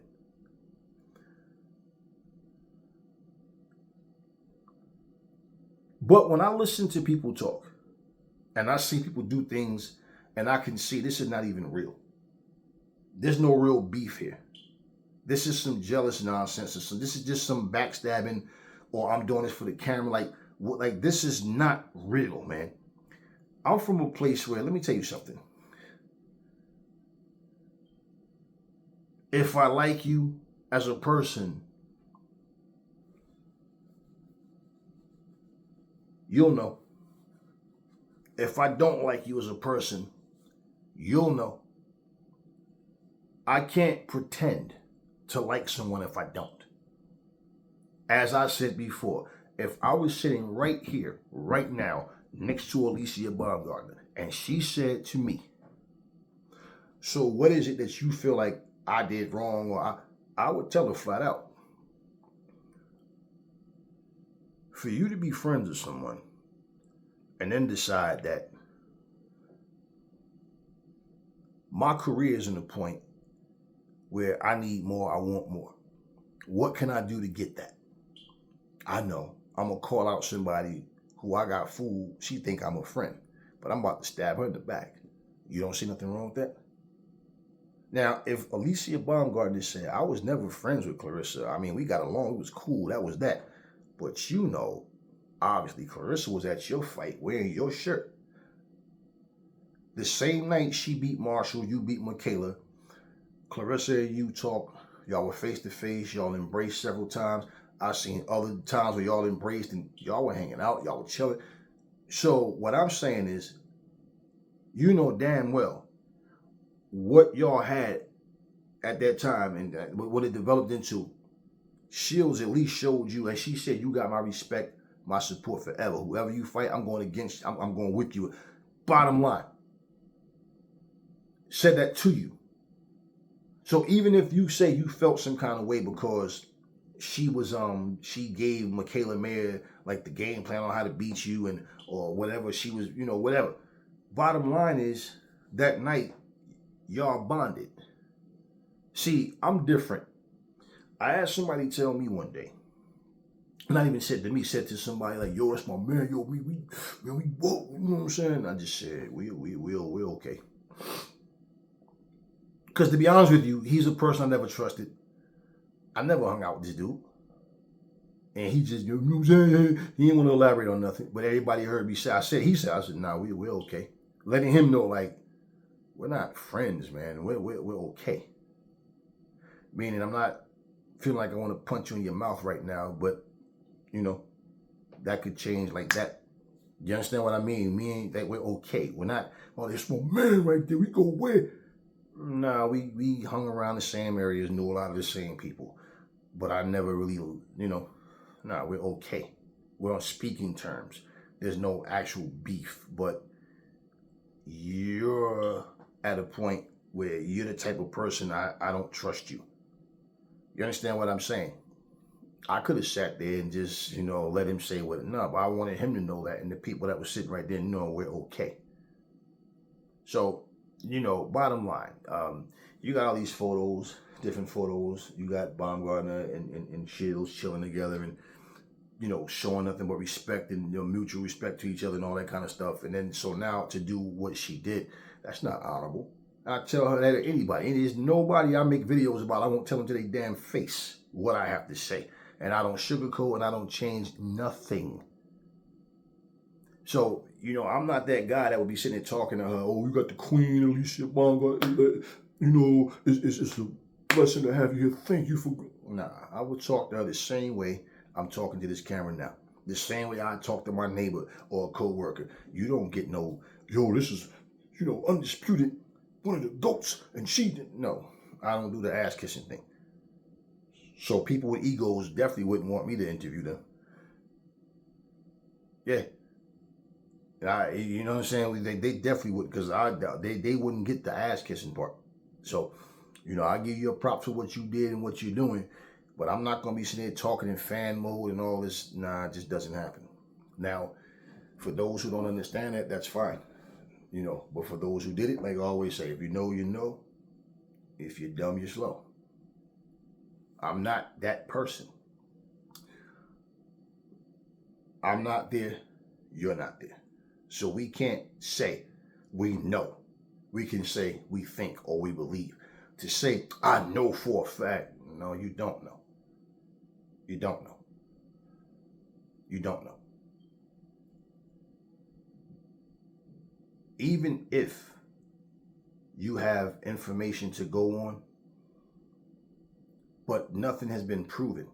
It's one thing to see contradictions, okay? But let's just say if what was in her system, right? Let's say if we was told that, well, Alicia, you know, I can't really, okay, I can't really make this type of analogy because I don't know, I don't remember what it was, but they're saying they don't know how it got in the system. Let's just say if it was something that you drink, was it something you put on your body and on your skin? How did it get in? You know, stuff like that. But let's say they said, if they said they don't think she took something willingly, right? It raised the question: was it something she drank or ate? Like I said, something you have to take orally or something on your body. That's why, guys, what I told y'all before, and I think a lot of y'all didn't catch that. When Tank Davis was about to fight, was it Raleigh? I think it was Raleigh. No, it was Ryan. When Tank was going to fight Ryan. When Bernard Hopkins, and let me tell you something, Bernard Hopkins was a little dirty fighter, knew the tricks of the trade. He knew how to, you know, he'd get up with his opponent. He would like turn and try to angle to where the ref can't see. He would throw little dirty shots in. And then when the guy would throw the punch, then he, yo, ref, like, and now the guy's getting warned like you're hitting on the break. He doesn't see Bernard when he does it. Bernard will hold your arm, and, you know, Bernard, you know, when Bernard touched him, the reason when he put his hand on his, and he like, yo, don't touch me. And he was like, yo, I'm about that life and all that. I don't give a, don't touch me. That's why Tank was flipping on him. I think it was like 2 or 3 days later, Tank had an interview, and he said something about, yo, he don't trust Bernard, could try to put something on him. Next thing you know, something show up in his system. Okay. And now when he said it, I remember people talking to me. I don't even mean the comment section. I mean talking to me, saying, "Damn, Aries, you said that." I'm like, man, listen, there's things that people just don't pay attention to. Now, isn't that what Hannah Gabriel said? She put cream on the dog, and we were saying she should have put gloves on. Because yes, however anything can enter your system, that's the point. That it can show up on your test.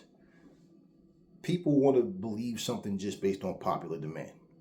So if they say you're guilty of something, right, then you're guilty because everybody else is saying it. I'm not into that. I don't care what everybody else is saying. Like I told you, even now, look at how many people are starting to now make videos about Shields and Baumgardner. Like now it's just rapid. Like, Well, we know. You go back and look at my first video about them and look at the date and look at the channel and look at how many people wasn't making. It's like I was the only person really talking about it. You had a few people making little mentions, but they were, yo, we need this, we gotta have this fight, and all this nonsense. What I'm saying, now all of a sudden more people are making videos, and now you got more people start to say, this is a stupid fight. Like, yeah, it took y'all a while, but okay. Yeah, exactly. But this is what, what people need to understand. It's easy to say what somebody said. Oh, but that person admitted that, yeah. We talking about a situation like this of like plea bargains and all of that. That's different. That's different. And you don't know what legal advice that the person is getting to make their decision.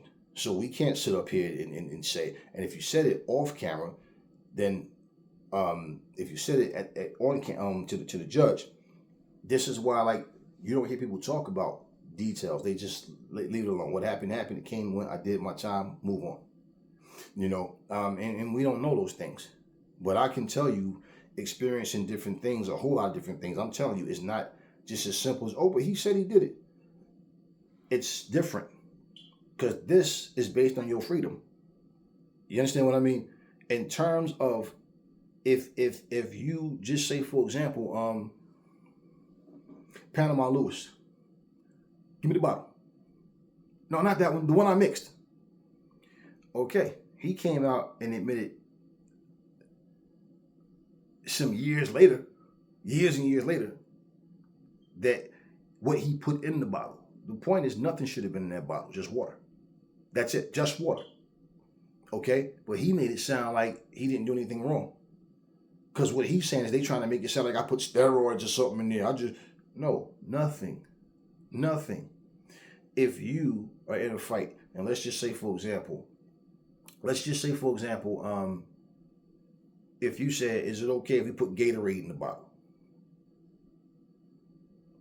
Gatorade, restores, electrolytes and stuff. It does different things than just water. Your opponent just has water in his bottle. So if you have it, then he should be able to have it. But now what's going to happen now? Everybody's going to want Gatorade now, right? Or something other. No, just water. That's all. So yeah, Panama Lewis was wrong. And what he said he put in there, how do we know it wasn't more than that? But bottom line, he himself said, not that one, the one I mixed. So plain and simple, just saying. Here's a guy who, without going to court, pleaded guilty. But he's not saying he's guilty in the sense of I did something wrong. He's saying like all I put in there was, I forgot what he said it was, but bottom line is he was wrong. So when a situation like that happens, like I said, look at like when I talk about Jonathan Majors, look at his situation. People was like, yo, I think it's over for old boy, man. Nah, bro. He beat on Shorty, yo, they said this and that. And then you listen to people talk, and they start going on and on and on and on. They're saying things that didn't even come up in the case. People just start talking. So, we don't know who did what. I mean, for example, we've seen the situation with Dana White, wife slapped him and he slapped her back. So we've seen them put their hands on each other. You understand what I mean? Now, what's the difference with Dana White and his wife? No charges were pressed. None. Now, let's say in that video, Dana White, that video wasn't there. Nobody recorded it. And let's say Dana White said, yeah, I slapped her because she slapped me. The fact that he's a man and the fact that he's admitting he hit her, right? She could have said, I never touched him. Why would I tell? Look how big he is to me. Why would I put my, right? But let's say he's being honest. He still could have went to jail and she didn't, because I don't think this woman would hit Dana White. Come on, like, I mean, come on, man. I look at this guy owns the UFC. He does train and keep himself fit. You understand what I'm saying? And you got women who don't have the heart to hit a man to go, yeah, I don't believe him. I think he's lying, because why would she? Look how small she is. Why would she hit him? And so no charges were pressed. But has she went? And look, even though the video surfaced, right, of her hitting him, they still might have came down on him for him being a man. Who knows? Now, you would have had people screaming gender equality. Like, yeah. And you hear me say, keep your hands to yourself. When I talk about Shields and Keith Thurman, what do I say? Y'all acting like some little hoes because a female thinks she can beat Keith Thurman. Because she thinks that she can fight with men and win. Okay, so what?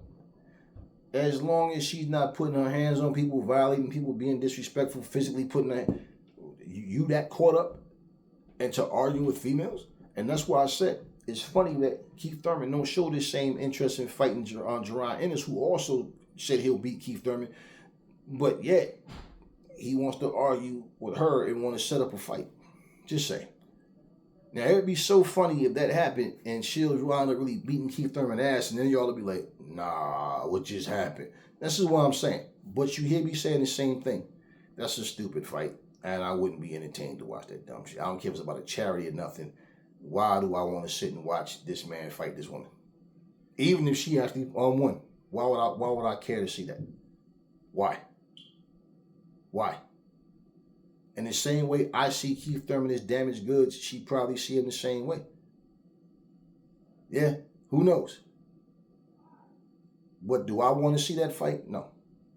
I don't want to see Mike Tyson versus Jake Paul. Something that makes no sense to me. I'll let you guys know it makes no sense to me. I don't like to support stupid things. So here's a situation where, once again, we speak, and a lot of people, they say things out of space of, like I said, I don't like that person, so I believe it. Or I don't believe it because I like that person. But as far as, like I said, the accusations go, we don't know if these people are innocent or not. And here's the thing. If Alicia Baumgardner is dirty and she was given a lifeline, you can't call her crooked and not say the commission and these testings, Vada, whoever it was that tested her, is not crooked. Same for Dillian Whyte and anybody else that pretty much, was found innocent if they actually did it. So you can't just look at one part of what's going on. You gotta look at everything. And so, yeah, listen to my words, yo. I never tell you, I think, this person's innocent. I like I said, when you don't have enough information, it's like those math problems where they ask you something and the correct answer is not enough information. That's what it is. And when it comes to drug tests, it's always going to be that, unless they find a way where they can just, they're going to work magic. They just have to be more prompt and more on time and on top of things. And unless they're going to start making fighters do this every fight, not just championship fights, and random drug testing, if it doesn't become mandatory, and there's always going to be these things. 1 minute you're hearing the fighter is clean, next thing you don't hear nothing about the fight, and all of a sudden the fight is dirty. And next thing you know, the fighter's fighting, 5-6 months later, the person's back in the ring or something. So, we don't know. But that was my point initially. Like I said, when you hear me use Floyd, and I'll use Floyd because Floyd, to this day, he's the people love to hate. But it's like, and his name is always coming up. Like, I forgot who they were talking to. And being interviewed, they kept bringing up Floyd's name. And I'm like, damn, interview after interview after interview. Floyd Mayweather is nowhere in this video. Why do these people love to bring up Floyd's name? And then but then when they talk to Floyd, like they'll talk to Floyd about something and they'll start talking about, pound for pound greatest, and who does he see that in this generation he think would have gave him a good fight? Or then they'll say something about, well, I don't know if you saw Canelo Alvarez interview what Canelo said, blah, blah, blah. And it's like, now Floyd responds to whatever they're saying. Oh man, one thing about Floyd, he loves to talk about himself. And it's like, yeah, that may be true, but you guys always act like you don't realize. Most of the time, Floyd is responding to something that people said. Or they try to ask questions, trying to dig into something y'all not paying attention to because Floyd is sharp enough to catch it. And Floyd like to let people know, y'all praise fighters that I already beat. Y'all call future Hall of Famers guys that I already beat. Y'all talk about guys who still trying to play catch up to what I've already done. But then when I'm on y'all platform and y'all bring my name up, now you want to talk about what somebody said or who did what. But those same people you talking about don't come close to me. So if you talking about how much money this person made, that person's money don't compare to mine. You talking about this person's record. They got losses. I don't, and I beat that person. You want to talk, so you understand what I'm saying? So yeah, we know Floyd is vain, and we know this. But every other fighter that does the same things, so many other fighters, y'all just don't say nothing when they do it. It's just when Floyd does it. But y'all don't say nothing. So basically my comment was like, it's amazing to me how people love to bring Floyd's name up, even though the conversation has nothing to do with Floyd. Someone said, no, what you mean to say is Floyd loved to bring up his name every chance he gets. That's why Floyd is always talking about himself. And I said, well, prime example, smart guy, do you see Floyd anywhere in this video? And there was no response to that. Why? Gotcha, dummy. Exactly. The video's not about Floyd. Floyd is doing exhibitions. It's not Floyd jumping in front of a camera saying he want to fight Pacquiao again. I told you guys that was bogus. Remember, that whole, for months, we kept getting Floyd versus Pacquiao 2, it's official, blah, blah. And I told you, people are going to go from assuming to just lying, flat out lying. More than clickbait. They're lying, making up stories, stuff that was never said. You know what I mean? And, like example, but who was right and who was wrong? Right? You saw those videos, Floyd versus Pacquiao 2 is official. Why would y'all guys want to see the fight a second time? Y'all said the first one was boring. Well, they both considerably older now. Yeah, it was only boring because Floyd won. But at the end of the day, that's exactly my point. The person that opened their mouth, went to go type, was just the type of dummy that I'm talking about. Floyd's not in this conversation. The interviewer kept bringing Floyd's name up. And then you go to try to comment to respond to what I said, right? And mentioning Floyd just to make yourself look completely stupid because Floyd had nothing to do with the damn interview. But his name is being brought up. Like what he told Pacquiao to his face, don't let these people get you knocked out. It make you get your ass kicked again. Told him to his face, oh, I don't know why this guy always want to disrespect Pacquiao. Pacquiao never does nothing but show Floyd respect. Right. So 2 interviews before that when he's saying, Pacquiao is saying, I would like to fight Floyd again. Floyd's scared to death. He's scared to fight me. He don't want to fight me. Oh, that's respect? So it's what I'm saying. Clarissa Shields ain't the first female that think that she can beat a dude. Layla Ali thinks she could beat dudes. Christy Martin feels like she could beat dudes. I mean, what's the difference? Because Shields is here and now, and because Shields don't have a problem with saying what she feels.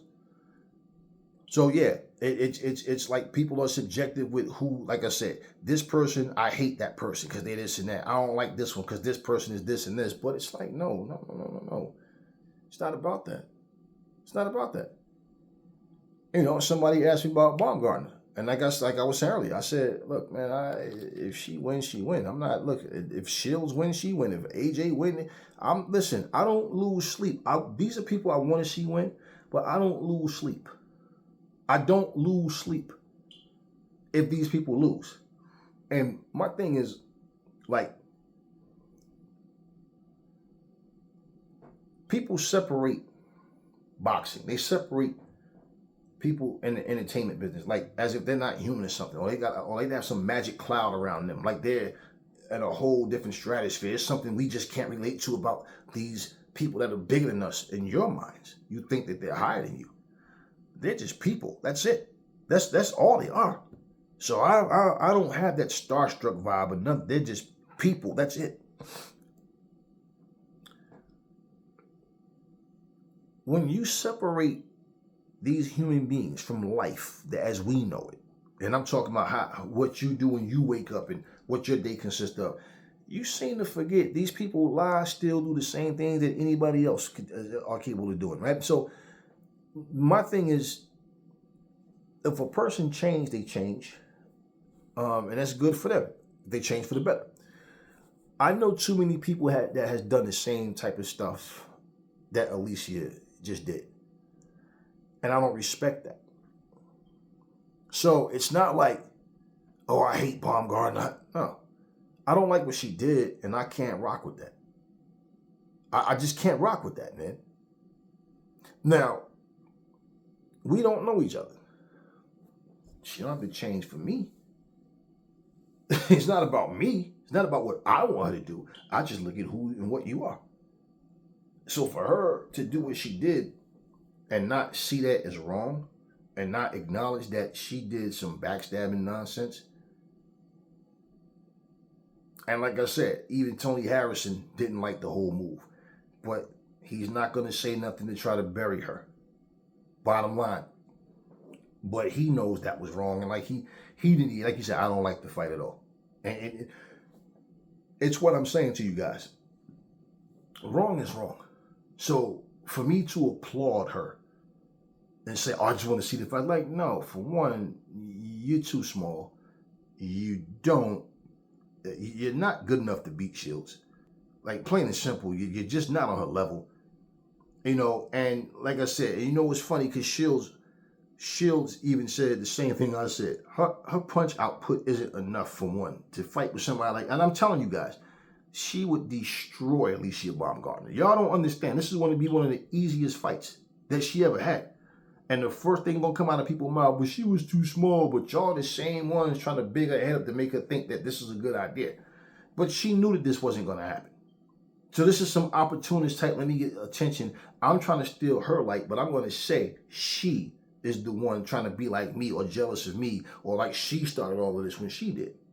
I told you guys, Mike Epps sat there and lied in his stand-up comedy and said, that nigga Shannon Sharp tried to get me on this show. You know what I'm saying? Like, I ain't gonna be sitting across from that nigga, you know, they're looking at my balls and all that, right?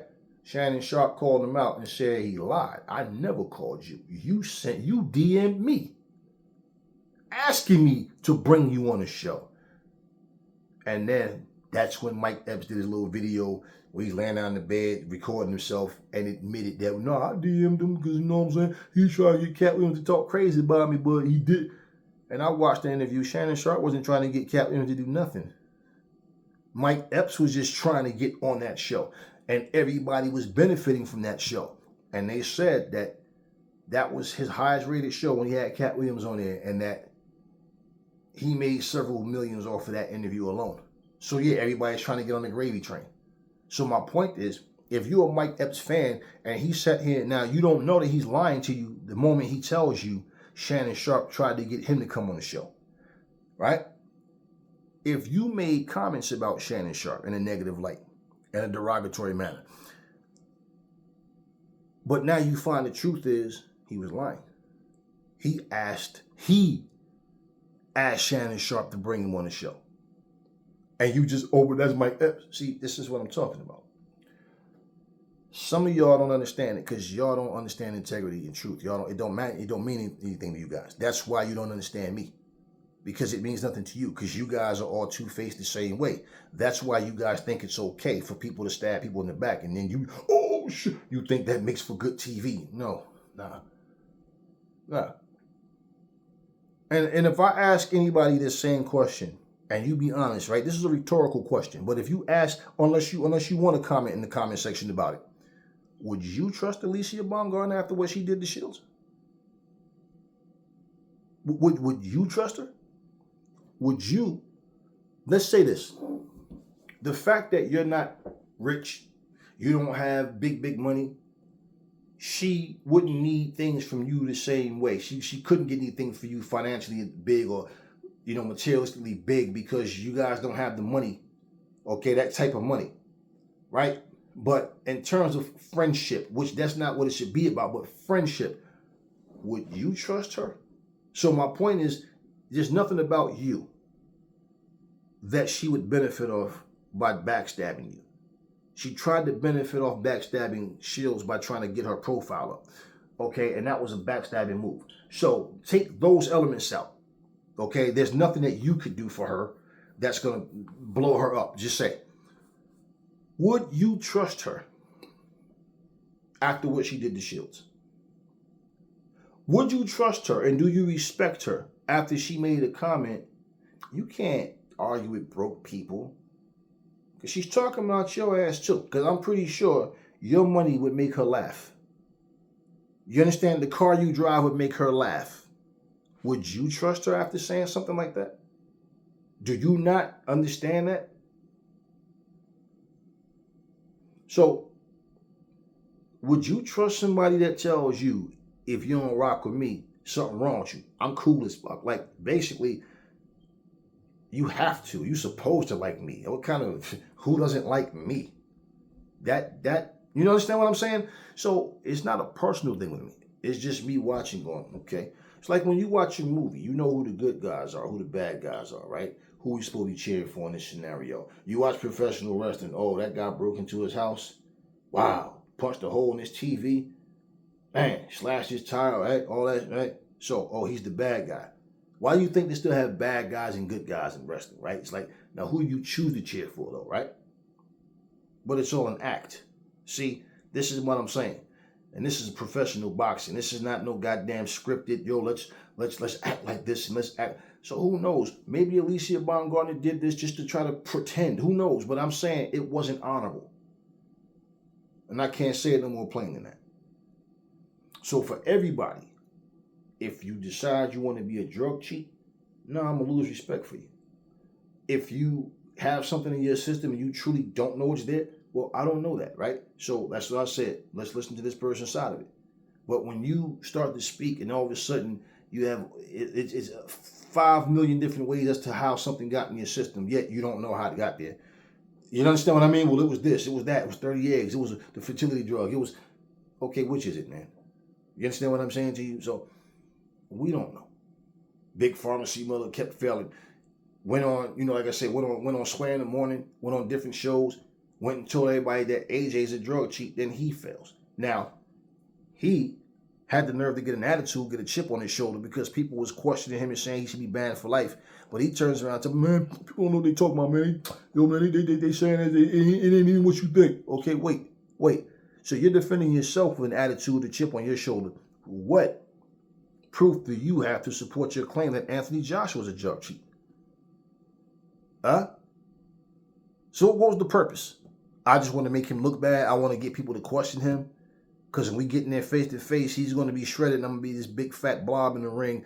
And I'm letting y'all know that he's not natural. Like, what was the purpose of that? You didn't prove your innocence. All you did was say you was guilty. You was innocent. But you got banned for 4 years. But you told the world AJ was the drug cheat, and you're the one that got banned. You're the one that had something in your system. Was it 3, 4 times? So you understand what I'm saying? It's easy to say somebody did something because you want them to be guilty. Listen, I don't know Jarrell Miller. I don't care to know this big fat double R. I don't know Deontay Wilder. I don't know Alicia Baumgardner. I don't know these people personally. Okay, some people I know and met, whatever, and I don't know these people. I don't lose sleep over people. I don't hate none of them. I don't know them personally. I don't like the nonsense that they do, but it's not like it's something they do and it bothers me. No, but I understand what's honorable, what's respectable, and what's not. So no, I don't care for their character and their attitudes. You understand what I'm saying? I don't. I really don't. So when a person can humble themselves and say, I made bad decisions, as a human being doing things, my ego kicked in, I thought this, I thought that, and if I came across as arrogant, I apologize for that. What I did, I realized that was wrong, and no, listen, if you can come on camera and lie and talk shit, you can apologize on camera. And see, this is what I'm saying. So it's like, no, I don't respect that. Now imagine all the broke people sitting there cheering for Alicia Baumgardner after you can't argue with broke people. And you see, and this is where Bill Haney is like making himself look like an asshole. Because as a grown, mature, aged man, he's sitting up here arguing with people on Instagram and lowering himself to be in arguments and stupid, meaningless conversations. Like, this isn't productive. This isn't doing anything to sell tickets. This isn't helping anything. Why is it that to sell tickets, we have to do something negative, stupid, ignorant, inappropriate? Do you understand me? Why do we always have to resort to something stupid in order for something for us to do to be productive? And so that's why I say, carry yourself. Don't act like a man. Be a man. Carry yourself in a dignified way. You have people who make, like, that's why I say when people talk about like groups and people want to do these, they want to do these chats. They have several people trying to get me to let's get a chat together, and and my thing is, I'm not doing this just to do it. And what we're talking about and what we're focusing on, I'm not here to play this hate game. I'm not here to play this let's glorify this fight. Like, and see, for me, it takes people to understand me for something like that to happen. Why? Because what we do, I want it to mean something if I do that. I have a lot of people trying to get me to come on. Let's, do this little thing where it's like 5 different screens, 6 or whatever. I don't want to be a part of no circus act stuff, man. So you understand what I'm saying? That's really not for me unless it happens in a way where I respect. That's why you don't see me jumping on those type of panels. You don't see me going on people's channels, going up there, oh yeah, this video is this and that. And y'all no, because this is what it's designed for. And so what happens is this, y'all need to understand something. A crack addict has no business calling a coke addict, you fucking drug addict, as if you're not one. You understand me? So what I'm saying is, there's a few channels that I actually respect, but there's a lot of them that I don't. Not because we have a difference of opinion, but just because of the way they are and how they conduct themselves. And when they speak about things, they think they know everything. And they're not talking about anything pertaining to the actual situation, just their opinion on stuff, and start talking and talking and talking and talking, and all they're doing is picking sides. See, I'm going to leave y'all with this. Always remember this, okay? The house nigga is always going to be better dressed and well kept over the field nigga. But they still niggas in the eyes of the people watching them. Never fall in love with lies. Remember, the truth brings hair to people, and I will catch y'all on the next video.